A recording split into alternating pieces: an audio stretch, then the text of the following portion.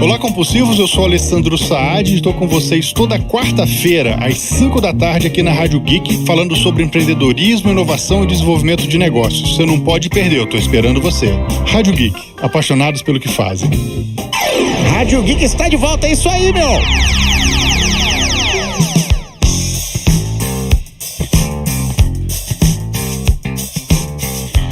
Boa tarde, pessoal. Mais uma edição do programa Ideia de Impacto, seu espaço semanal sobre responsabilidade corporativa, negócios sociais, inovação, tecnologia.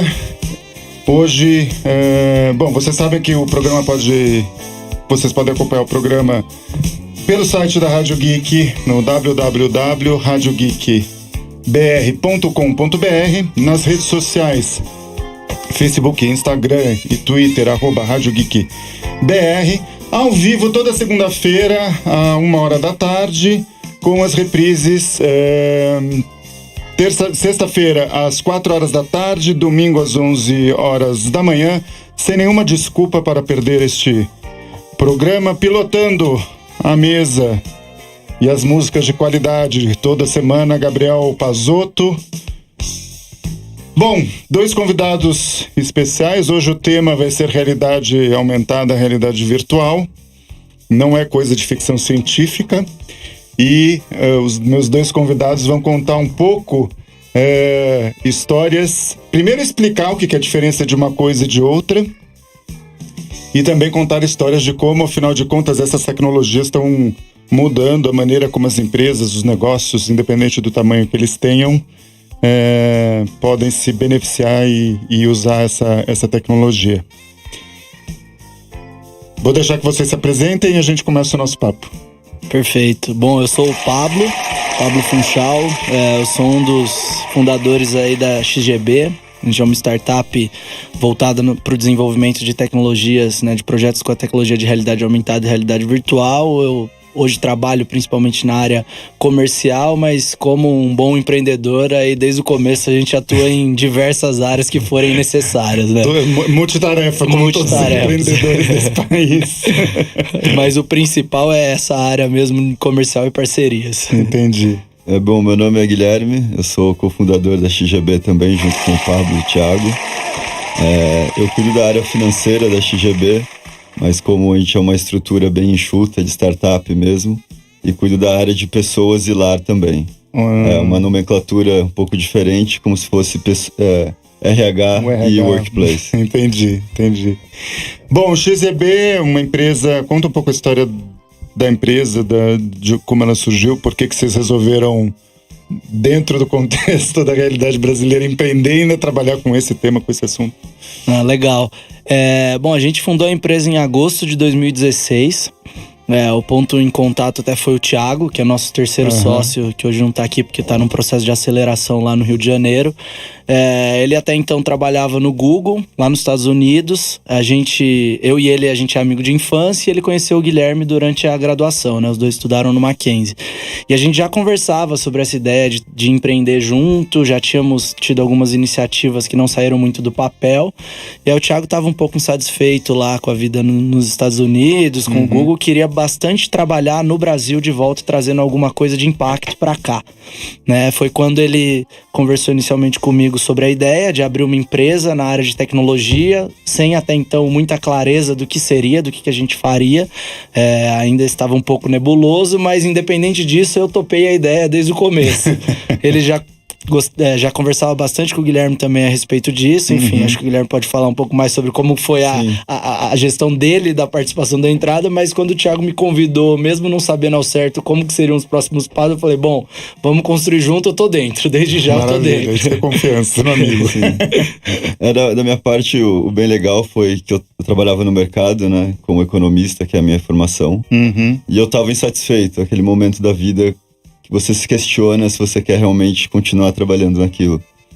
E foi nisso que eu não sabia o que eu queria, mas eu sabia que eu queria sair dali. Então eu pedi demissão do meu trabalho, não sabia muito bem o que queria fazer. E foi nesse momento que o Thiago e o Pablo surgiram com a ideia. E na hora eu entrei de cabeça e a gente tá nesses 2 anos e meio juntos aí já. Maravilha. Bom, vamos começar do básico, né? Realidade virtual, realidade aumentada, que história é essa? Como é que apareceu? Qual é a diferença dessa... Enfim, uma pequena aula para quem é ignorante no assunto. Eu tenho algumas experiências de uso da realidade virtual, principalmente. Mas vamos começar do começo, depois a gente começa a contar as nossas histórias com essas duas coisas. Legal. São termos que existem já há um bom tempo, né? Recentemente tem ganhado mais visibilidade por alguns projetos que têm sido mais engajados pelo público, principalmente depois do Pokémon GO com realidade aumentada, né? Principalmente aqui no Brasil também ganhou bastante visibilidade, mas são tecnologias que já existem há um bom tempo. E recentemente foi criado um termo que é chamado de realidade estendida, né? Em inglês XR, né? XR, que é um guarda-chuva para todas essas outras realidades abaixo disso, que é a realidade aumentada, a realidade virtual e a realidade mista, né? Então é um mix aí de realidades. Olha só, né? Todas embaixo do guarda-chuva. Nem eu sei. Todas embaixo desse guarda-chuva de XR. Basicamente, a principal diferença está no nível de imersão que você tem. São todas tecnologias imersivas, mas partindo da mais imersiva, é a realidade virtual. É quando eu estou num ambiente 100% imerso. Então hoje a realidade virtual depende do uso realmente de um óculos, em que eu deixo de ver 100% a realidade ao meu redor e vejo apenas a realidade criada ali dentro daquele ambiente. Pode ser a partir de imagens captadas em 360 graus, existe até uma discussão até que ponto imagem 360 é realidade virtual ou não, mas eu sou da linha que imagina que tudo em que você está no ambiente criado no computador, mesmo que a partir de imagens captadas em 360 graus, é realidade virtual. Então, estou lá dentro, independente do nível de interação que eu tenho, essa ideia é mais simples de entender a realidade virtual. A realidade aumentada é quando eu uso um hardware também para complementar o mundo real com elementos virtuais. Então, no exemplo do Pokémon GO, eu andava com o celular e continuava com a câmera aberta vendo o mundo real, além do meu redor, mas ali na câmera, e via elementos virtuais, que eram os Pokémons, por exemplo, aparecendo ali no mundo real. E eles meramente complementavam aquele mundo. E aí, são diversos exemplos que a gente tem nessa linha, partindo de imagens, por localização geográfica, mas sempre eu continuo vendo o espaço ao meu redor, independente de eu usar um óculos, que existe também essa opção, headsets de realidade aumentada, mas eu continuo vendo o mundo real, apenas complemento com elementos que são colocados virtuais. E a realidade mista...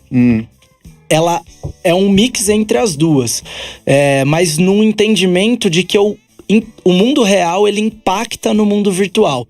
Então, na realidade aumentada, por exemplo, se eu ploto aqui na sala o boneco que a gente tá criando pra você, o seu avatar em 3D, já dando um spoiler. Novidades por aí, gente. Ganha um avatar, tô negociando com ele, vocês põem um músculo a mais, né? Dá uma melhorada no modelo real, que tá um pouco desgastado. Mas se você não estiver aqui, por exemplo, a gente quiser fazer uma experiência com você em realidade aumentada, eu plotaria você aqui dentro dessa sala. Meramente veria a partir do meu celular olhando, você não estaria aqui como um holograma. E ele ficaria ali, mas se a mesa for pro lado, a mesa vai começar a interferir e a mesa entra no meio de você e você como fica... se fosse um fantasma, aquela sensação do fantasma, só que no teu celular a mesa estaria me sobrepondo. Na realidade mista, o software reconhece que existe uma interferência do ambiente e reposiciona aquele elemento virtual. Então, a realidade mista, a gente já passa por uma interação entre o mundo virtual e real, de fato, conseguindo plotar as coisas nos lugares adequados. Cara, eu acho incrível. Eu acho que tem duas experiências. É muito interessante vou contar uma história. Pra quem não sabe, eu morei em Dubai uns 3 meses e meio. Porque vai rolar uma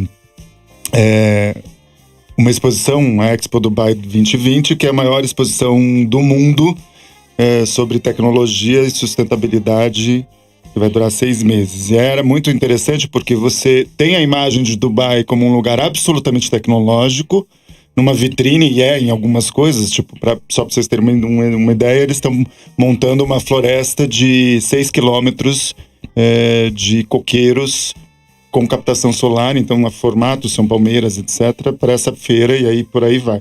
Tipo, um museu em 3D e etc. Mas, apesar de tudo isso, eu levei um óculos que foi desenvolvido aqui pro pessoal no Brasil, com um filme de realidade virtual da Amazônia.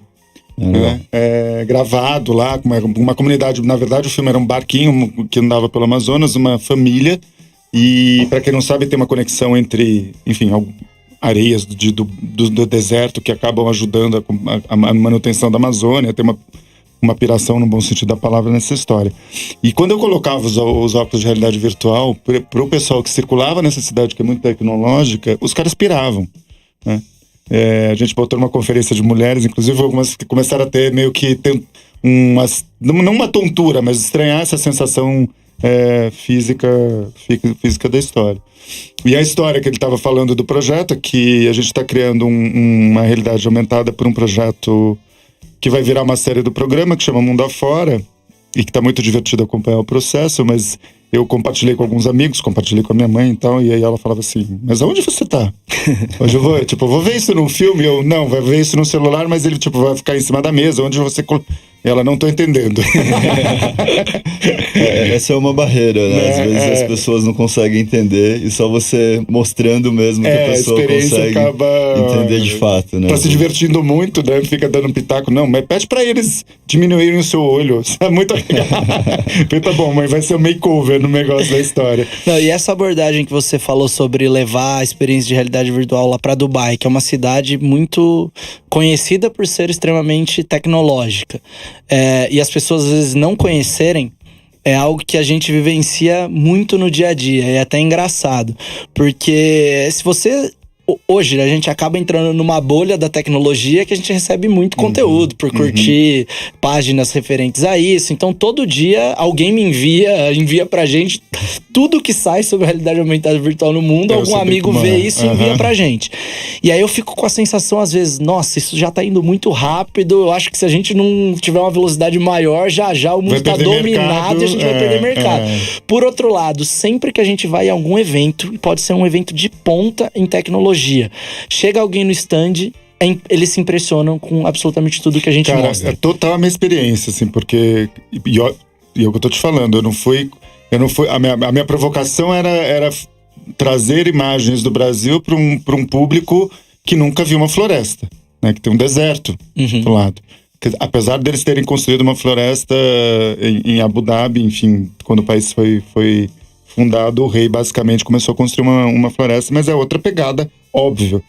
E é exatamente essa sensação. Agora eu queria também trocar uma ideia com você, porque assim, tem essa coisa da bolha, das pessoas não conhecerem.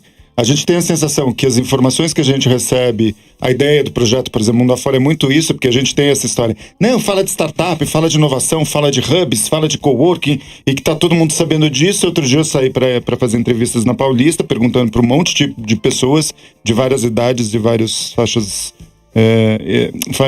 etárias, várias formações, e é uma coisa, tipo, é grego. Para a população em geral, isto é grego. Não tem a menor ideia. Quando fala de inovação, fala de tecnologia, mas essas coisas não falam. Então, as pessoas que não têm esse acesso, primeiro, ou não conhecem ou não entendem, mas quando veem isso, tem uma sensação de que isso é só para empresas grandes, para grandes negócios que, tipo... O que uma startup, o que uma empresa pequena, o que um pequeno comerciante, enfim... Que a grande maioria dos negócios, né, no Brasil são desse pote, as multinacionais, as grandes empresas, na verdade, são exceção no meio desse caminho. O que isso tem a ver comigo? Como é que isso, de fato, pode me ajudar? Porque a pegada do programa é justamente essa, trazer experiência para contar histórias dizendo... Se a tecnologia não tem sentido para mim, ou não muda um grupo de pessoas, para mim fica um pouco estranho. E aí eu queria ver como é que é a experiência de vocês como empresa de trabalhar diferentes públicos, os projetos, enfim, compartilha um pouco essa história. Não, legal. Isso é um ponto interessante, porque algumas pesquisas que a gente vem buscando fazer até... Lá fora tem bastante dados sobre isso. Uma pesquisa feita pela Boston Consulting Group, eles levantaram que 35%, né, das pessoas que responderam acreditam que a tecnologia de realidade aumentada requer um alto investimento. por isso eles não fazem. Então, pessoas que querem usar tecnologia, por que não estão fazendo? Quais são as barreiras? E 31% apontam falta de expertise. Então, a gente mapeou que realmente a barreira inicial do lado empresa é a percepção sobre o investimento e a percepção sobre a complexidade, que não necessariamente são reais. Custa muito caro e vai muito dar muito trabalho, vai dar muito difícil, vai demorar meses e é muito investimento e eu não tô com pressa e... Exato. Então, exatamente. E foi pensando nisso que a nossa proposta de valor como empresa é a democratização da realidade aumentada e realidade virtual. Como, né? Principalmente na área de realidade aumentada. A gente desenvolveu uma plataforma onde o próprio cliente, através de um pagamento de um plano de assinatura, então realidade aumentada como serviço, né, no modelo SaaS, pode fazer a gestão dos seus próprios conteúdos em realidade aumentada. Então, com um pagamento de uma contratação pontual, já consegue no mesmo dia colocar no ar algum conteúdo em realidade aumentada a partir de uma imagem. Então a plataforma permite que a pessoa que contratar esse serviço, ela mesma desenvolva esse conteúdo do ponto de vista de realidade aumentada. Exatamente. Algum conteúdo que ela já tem até, por exemplo, um vídeo, mas que queira colocar como realidade aumentada a partir de um folder, a partir de um banner num bar, a partir do que for o trigger que dispara esse conteúdo. Para usar uma analogia, porque quando eu falo desse modelo de contratação permanente, o Netflix, que você tem um acesso a um serviço, ou Netflix ou qualquer outro serviço que você pague hoje em dia, mas enfim, acaba virando aqueles modelos, né? Que permite... Então a ferramenta, na verdade, vocês quebraram duas barreiras. Uma questão de um custo menor, porque é diluído no tempo, imagino. Você que é o cara da grana, me corrija se eu estiver falando besteira, para não apanhar depois do programa, mas enfim, uma diluição de custo e uma questão de solução tecnológica também, né? Sim, e tanto que o valor, né, de uma contratação pontual que o Pablo falou, ele não é uma barreira, né? Então, a nossa ideia de democratizar também é democratizar no valor dela. Então, qualquer pessoa, qualquer empresa conseguiria, né, contratar um plano pontual com a gente. Entendi. Mas um dos pontos que a gente mais bate também hoje relacionado ao acesso a essa tecnologia é não entender ela como a solução de todos os problemas, seja realidade virtual, seja realidade aumentada. Se tem às vezes uma percepção errada e até uma ansiedade por projetos que viralizam e pelo tal do hype cycle, né, das tecnologias, em que quando está na alta do ciclo, né, na hype de fato, que isso é a tecnologia que vai solucionar todos os problemas. É a tecnologia do momento, quero fazer.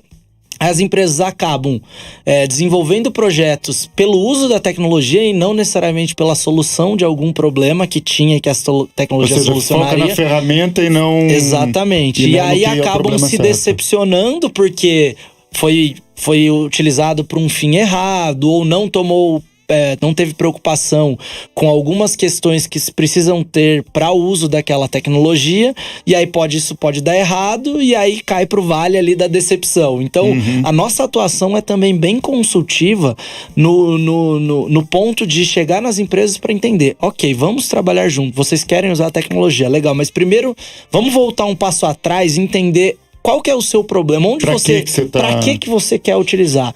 Primeiro, para definir se a tecnologia mais adequada é a realidade aumentada, é a realidade virtual, ou se não é nenhuma das duas, se elas ainda não se enquadram naquela finalidade. Eu preciso entender quantas pessoas você quer impactar com isso. Então, a partir disso eu defino, legal, esse é o hardware mais adequado, porque um hardware pode custar 10 mil reais, como pode custar 300 reais para a mesma finalidade, com níveis de qualidade de interação diferentes. Claro. Então, essa concepção de qual é a finalidade antes de definir a tecnologia é a abordagem que a gente faz para que realmente se democratize, mas com uma entrega de qualidade para as empresas que utilizarem realmente enxergarem o valor naquilo. Tem muito uma questão e aí a minha fala é totalmente em cima da minha experiência, da minha percepção, que pode ser absolutamente equivocada, mas talvez seja... Eu falo que a minha ignorância nesse programa é uma dádiva, porque... Talvez eu seja o homem médio no meio dessa história. Então, tem uma percepção minha de que ainda é usado essas ferramentas como uma questão... Talvez a realidade aumentada mais, mas muito voltado a uma questão de marketing, de promoções ou, enfim, ações, digamos assim, das empresas, seja um lançamento de um produto, de um vídeo, uma campanha, etc. De um filme, enfim, sei lá. E acho que a grande maioria do mercado que trabalha com isso acaba acaba focando nisso, mas tem outras utilidades, quer dizer, além do marketing tem... Porque é o que eu falo, a rádio foi criada como uma plataforma dentro de uma agência chamada Agência Geeks, que resolveu criar a rádio, e a rádio é uma plataforma de conteúdo, num outro formato, com formato de rádio, com streaming, blá, blá, blá, mas o mote, a razão foi a geração de conteúdo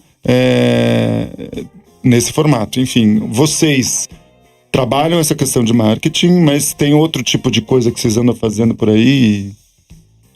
Nossos focos principais hoje são varejo e educação, né? Falando sobre mercado. Eu acredito que o marketing sempre comece, né, principalmente na maioria das tecnologias, porque Claro. é o que dá mais visibilidade, o que viraliza e o que ajuda na concepção até desse hype. É uma faca de dois gumes, porque de um lado dá visibilidade e faz com que as empresas se interessem, de outro gera uma expectativa que nem sempre é o que de fato dá pra fazer. Entendi. Então entendi. isso eleva muito também a expectativa. A régua vai lá pra cima e às vezes esses vídeos de marketing nem são de fato o que aquilo faz. Né? Mas enfim, passando essa etapa, entendendo o que é possível, na área da educação, por exemplo, a gente vê uma utilidade da realidade aumentada e da realidade virtual muito grande. Então, hoje, o aprendizado a partir de um material 2D é muito inferior do que num elemento tridimensional.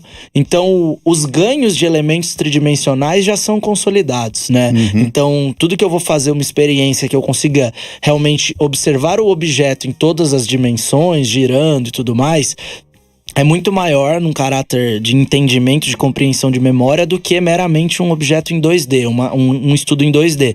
Só que hoje, para eu ter um elemento em 3D, eu teria que ter uma peça física, até então. Então imaginem todas as salas de aula, eu estudar a concepção de uma coisa bem simples. Como eu, vulcão. tipo, no século... Né? Porque eu sou do século passado, da época do mimeógrafo, tipo, aquele modelo do corpo humano que tinha um bonequinho. Exatamente. O esqueleto pendurado, que chamava Rosa, aliás, tinha um nome batizado oficialmente no colégio.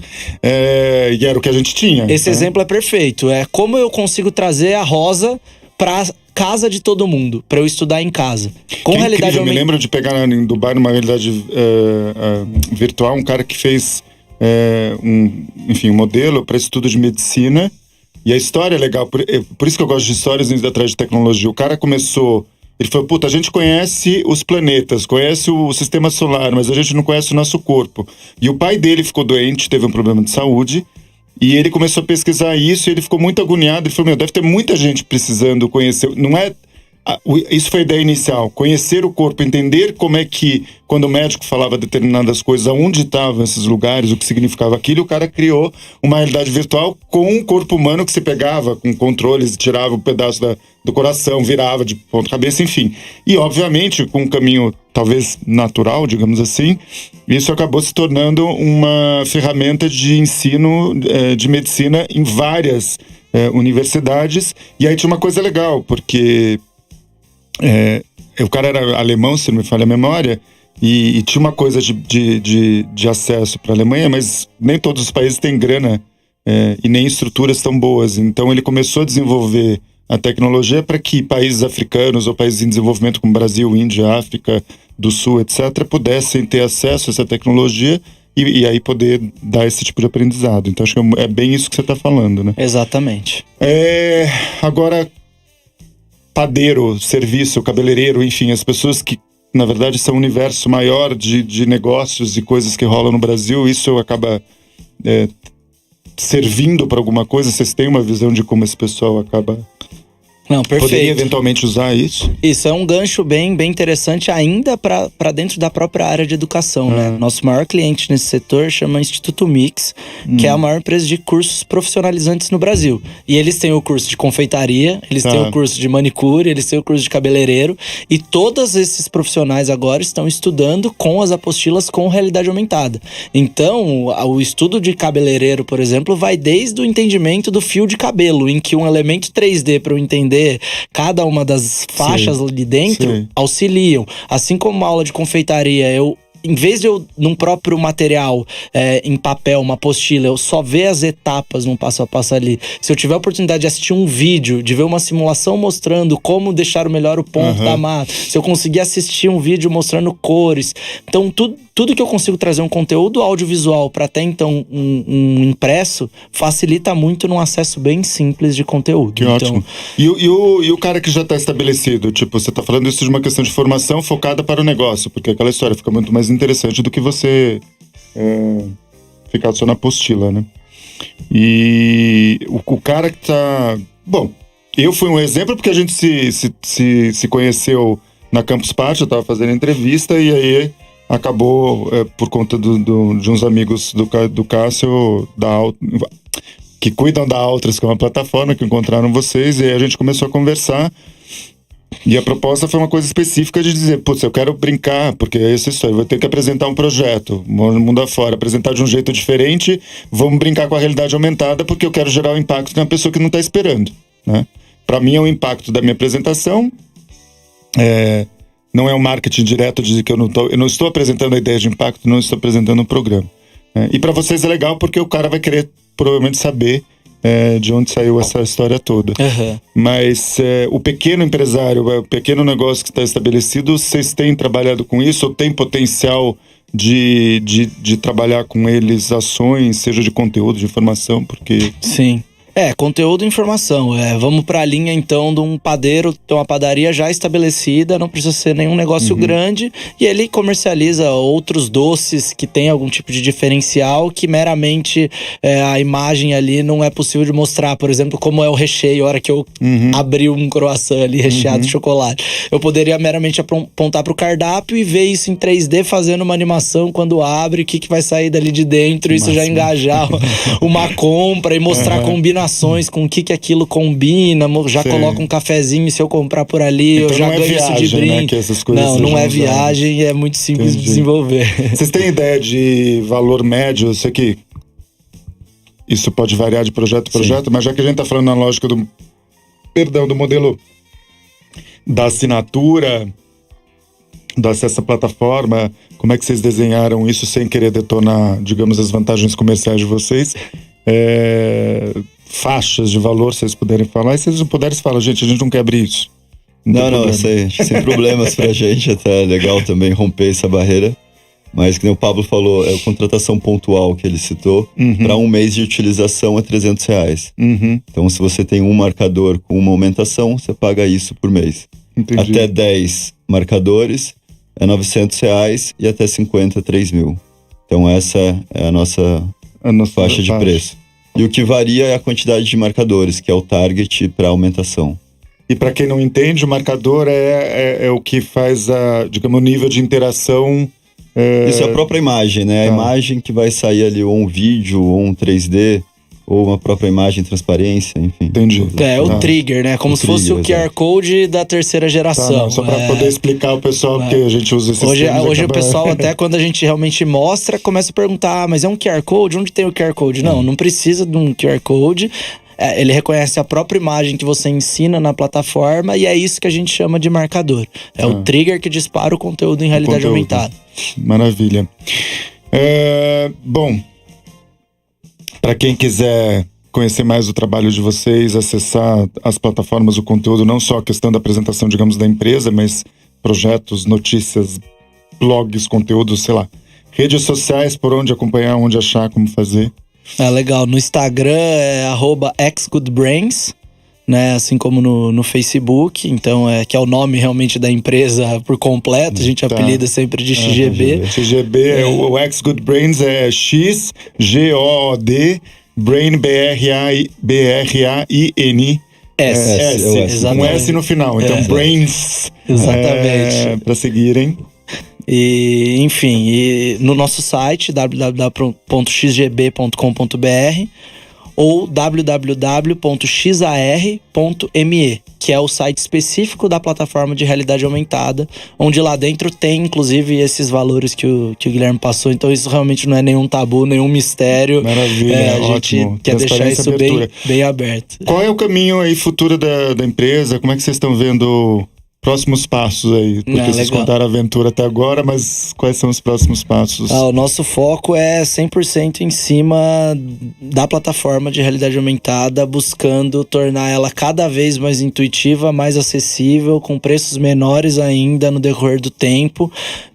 Porque até então, nessa jornada da empresa, a gente presta muito serviço ainda, muito serviço consultivo, né? Como, por mais que a gente esteja trabalhando no aprendizado das empresas, ainda exige um nível de entendimento da tecnologia. Então a gente vende muitos projetos consultivos, em que a gente pega ali na mão mesmo, faz todo o processo junto. Essa realidade. E esses são projetos de começo, meio e fim. Principalmente projetos de realidade virtual para treinamento, projetos de realidade virtual para tour virtual mesmo. Enfim, esses projetos, eles têm um ticket bem mais alto do que o uso da plataforma, mas eles têm um começo, meio e fim, então não garante uma previsibilidade ali para a empresa. Claro. Hoje, nosso foco é garantir que a plataforma seja nosso grande produto. Porque aí tem uma continuidade do ponto de vista de negócio, do ponto de vista de estratégia de posicionamento, a democratização e o acesso para diferentes públicos. Exatamente. Então, para a gente conseguir trabalhar com a democratização, a gente ainda tem que prestar serviços para levantar a grana para investir na democratização. Sei porque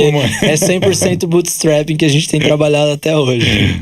Com certeza. E tornar a plataforma também bem intuitiva, né? Para a pessoa que vai colocar ali a aumentação e o próprio 3D, enfim. Então essa é a nossa ideia também. Pra não depender da gente, né? A própria pessoa que contratar conseguir gerenciar isso. E desse lado que a gente acabou... A gente sempre ficou indo pro lado comercial, né? Enfim, empresas, como podem utilizar. Mas a gente tem um braço também muito grande de parcerias, de fato, principalmente com geradores de conteúdos. Então, talvez seja uma grande parte até do público aqui de vocês, sejam pessoas que gostam muito de trabalhar com isso. A gente tem uma linha de parceiros de conteúdo que podem ser criadores de conteúdo futuramente para a plataforma, em que a gente disponibiliza acessos gratuitos à plataforma para colocar meramente as artes. Então, alguém que modela em 3D e quer colocar no ar esse conteúdo como realidade aumentada, a gente libera um plano de parceiro de conteúdo para usar a plataforma e acessar os conteúdos através do aplicativo Share, enfim, divulgar nas suas redes, veja o que eu criei em realidade aumentada, ao invés de ser meramente algo para ser visto na tela do computador. Então a gente trabalha bastante com esse braço também pros usuários, né? Não existe um comércio para empresa se a gente não crescer uma base de usuários e não tiver um engajamento dessa comunidade. Então essa linha de trabalho nossa também tem sido muito forte, relacionada a trazer pessoas para dentro que queiram criar conteúdo e que futuramente, inclusive, criem conteúdos para os nossos clientes. Né, esse braço de parceria. Divulgue o seu trabalho aqui dentro da plataforma Share, porque no futuro talvez a gente não vai dar conta de criar conteúdo para os nossos clientes que vão usar a plataforma, e a gente já está credenciando pessoas que tenham interesse em serem fornecedores credenciados. Porque no fim é isso, né?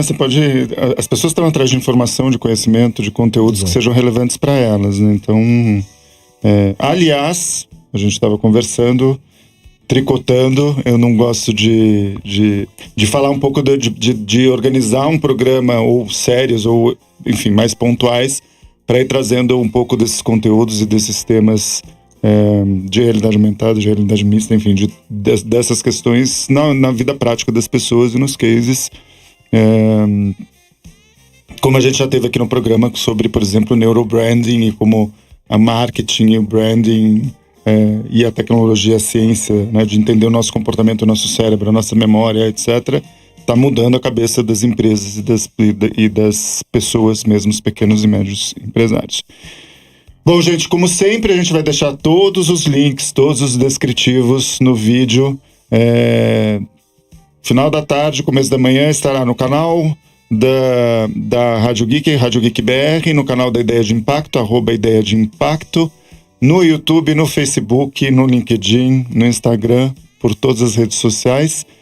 Deixem seus comentários, suas dúvidas, porque isso ajuda a gente a desenvolver aí as conversas e os próximos programas.